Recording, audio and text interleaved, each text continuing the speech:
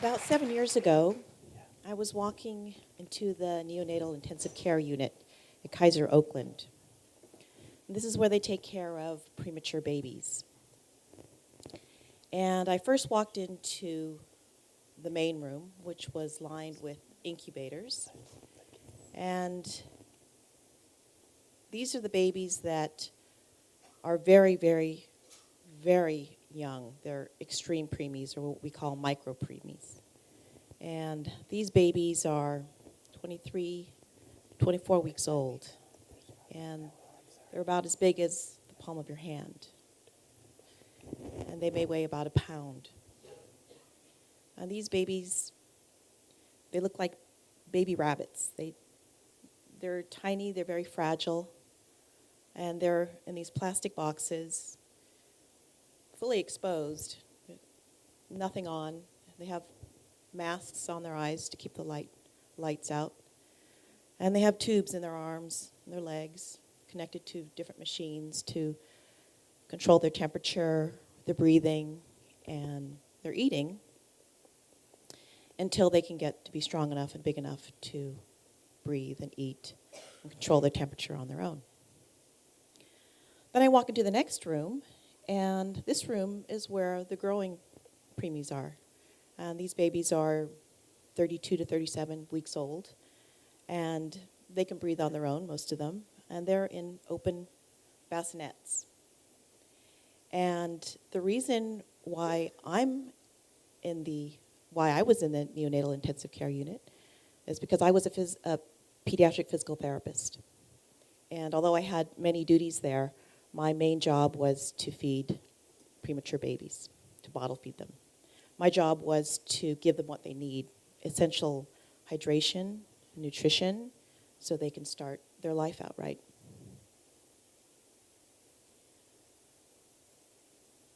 I was there to evaluate, on this particular day, a baby to see if he was ready to eat. This baby still is very small, maybe this big, head the size of an orange, and maybe, like the size of a small chihuahua. And so I was swaddling the baby, getting him ready to feed, and I put the baby in my arms like this, took that warm plastic bottle, sat down on the rocking chair, and put the bottle in his mouth. And the nipple on the bottle is pretty big compared to his mouth, so trying to fit it in can be a little bit of a challenge, but the baby fed, and I burped the baby, finished his feed, burped the baby, and put him back to bed. I took the plastic bottle, was ready to throw it out, and I walked over to the trash can, and for some reason, I noticed it was a big pile of trash in this trash can. First of all, it was full of baby bottles and little plastic feeders, and we have to feed the babies every 2 hours, so there's a lot of babies in there, and it accumulates. And so I was about to throw it in the trash, and I noticed there wasn't a recycling bin. So I asked the nurse, I said, well, where do I put this? Do you have recycling in the nursery? And she said, no, you just throw it in there. It gets sorted out. I don't know where it goes. So I reluctantly threw the bottle in the trash can, and I said, okay, well, whatever. And I went about my work.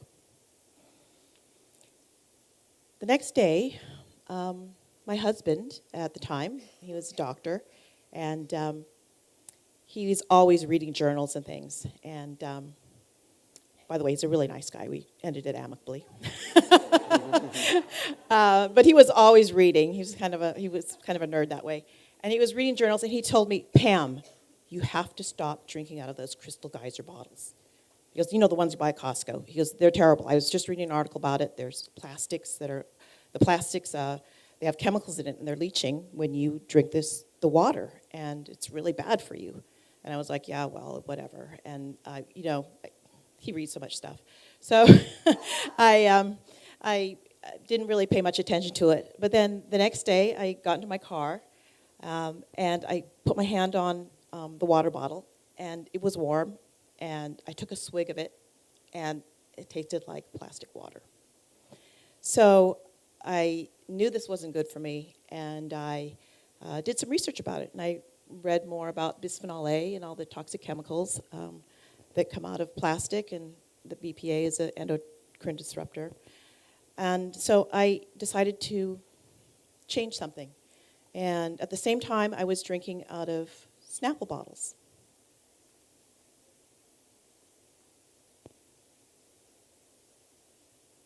And I decided that I was going to drink out of glass now, and I didn't want to drink out of plastic. So what I did was I took these Snapple bottles, I filled them with water, and I took them everywhere with me. I used them over and over. I put them in the dishwasher, and I mean, they got so ratty, the caps would get rusty, and then I'd have to buy another one. But it would be totally rusty, and people would be looking at me like, "Really, Pam? Get another bottle." So it was pretty gross. And by the way, I had to buy this as a prop yesterday, and I hadn't tasted this in a long time, and I couldn't believe that I was used to drink this stuff. So it's.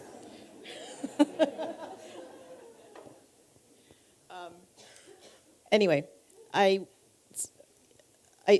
took that everywhere, and then I went back to the nursery and did my job day after day. And I was handling those plastic bottles with the babies.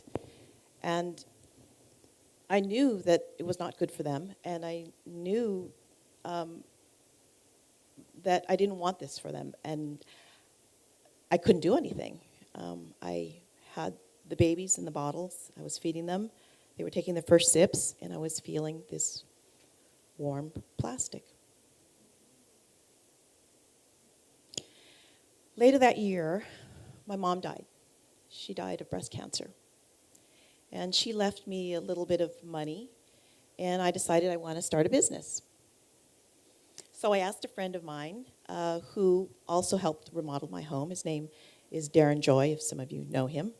And he's a very talented designer. And I said, "Would you like to go into business with me? I'd like to design some infant products." And he said, "Yeah." So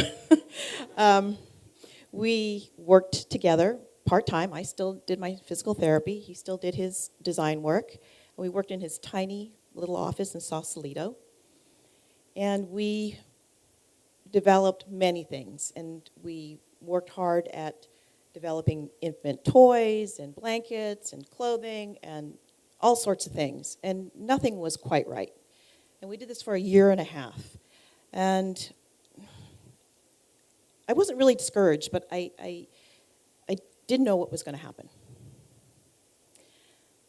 Then one day, I went to the office and I said, "Darren," I said, "why don't we try something different? Let's make some children's dinnerware." And he said, "Okay." And he drew up a picture and he gave it to me.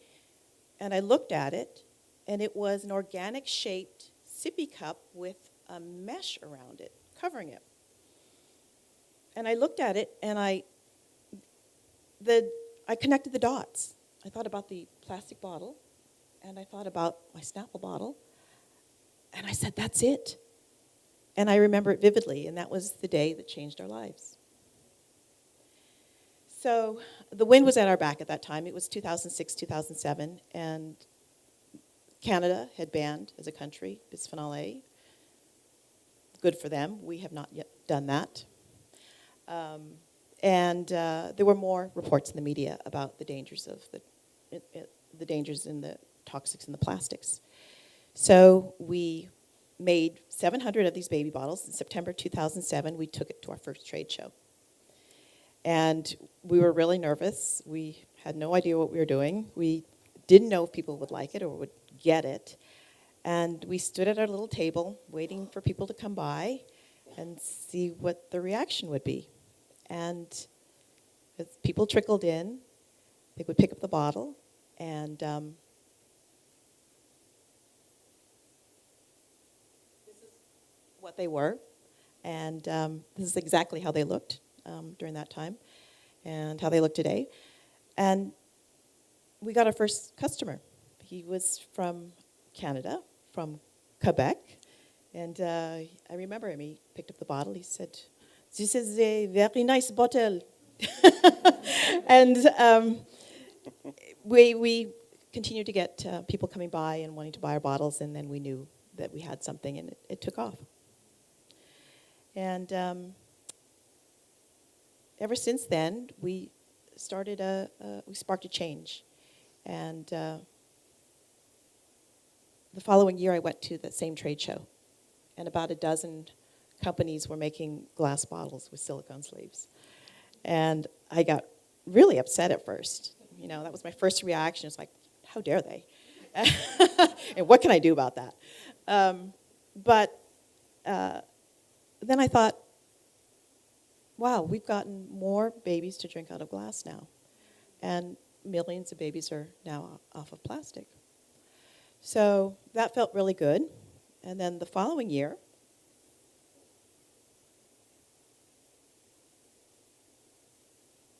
we came out with an adult bottle. So I didn't have to drink out of my sample bottle anymore. And we gave adults to have an alternative to drink out of glass. And every day I see people on the streets now with the bottles, and I'm able to talk to them, and they tell me their stories about how much this bottle means to them and how much more water they drink and how much healthier they feel, and that it's made a big difference in their life. So from that pile of trash that I saw in the nursery, this came out of it, something that people could hold in their hands. And I was able to make a lasting connection with these people who share the same concerns that I did. But for all the success, there's still a problem. And that problem is that same one that I had in the nursery, that there's still babies drinking out of plastic bottles. Especially these very young babies that are very vulnerable. And I haven't forgotten that. And it's my ultimate goal would be to bring glass bottles back into the nurseries. And just this last week, I talked to someone about this idea, and he wants me to write up a proposal, and he's going to submit it to Kaiser. So I'm really excited about the prospect of this, and I'm dedicated to change this practice in nurseries across the country, and I won't stop until I do it. Thank you. Yeah.